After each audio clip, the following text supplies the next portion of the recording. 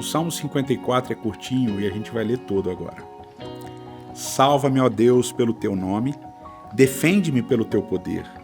Ouve a minha oração, ó Deus, escuta as minhas palavras. Estrangeiros me atacam, homens cruéis querem matar-me, homens que não se importam com Deus. Eis que Deus é o meu auxílio, e o Senhor é que me sustém. Ele fará recair o mal sobre os meus inimigos. Senhor, extermina-os por tua fidelidade. Eu te oferecerei um sacrifício voluntário, louvarei o teu nome, ó Senhor, porque tu és bom. Pois ele me livrou de todas as minhas angústias, e os meus olhos contemplaram a derrota dos meus inimigos. Aqui no Salmo 54 a gente tem algumas coisas interessantes. Primeiro, a estrutura é muito simples, porque é baseada justamente no uso da pausa, que é aquela palavra selá que a gente falou. Então a gente tem os 3 primeiros versos desse pedido do salmista por um resgate, desse pedido por um salmista desse fim da fuga. Ele está cansado de fugir. A gente entendeu ontem o que isso significava para Davi viver fugindo, como isso era ruim. E aí do verso 4 ao verso 7 a gente tem essa mudança para um humor mais de certeza de que Deus vai fazer as coisas acontecerem.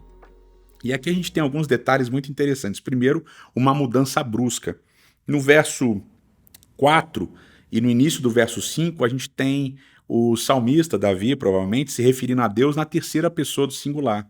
Ele, né? Deus é bom, ele vai fazer recair e tal. E de repente a gente tem uma mudança brusca para a segunda pessoa do singular com o uso de um verbo no imperativo, e um verbo pesado. Ele diz: Senhor, extermina os meus inimigos, dando uma ordem para Deus usar de violência e de punição para com os inimigos dele.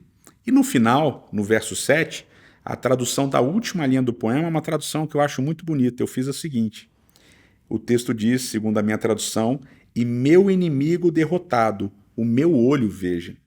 E aqui o interessante é o uso do olho, a palavra olho, no singular, ou seja, não são olhos, mas olho, e a ideia do verbo raá, do verbo ver, seguido da preposição be, que o meu olho veja o meu inimigo ser derrotado. E essa é uma construção muito comum ao longo do livro de Salmos, apesar de ser gramaticalmente estranha e complexa.